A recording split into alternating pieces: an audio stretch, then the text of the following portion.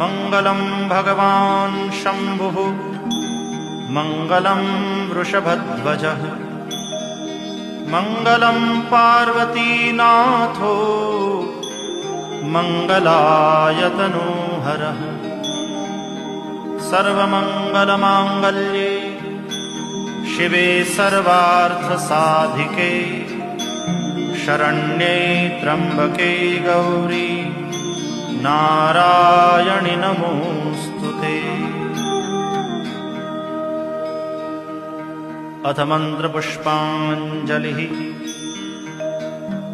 ॐ जग्नेन जग्नमयजन्त देवास्तानि धर्माणि प्रथमान्यासन् तेहनाकं महिमानः सचन्त यत्र पूर्वे साध्याः सन्ति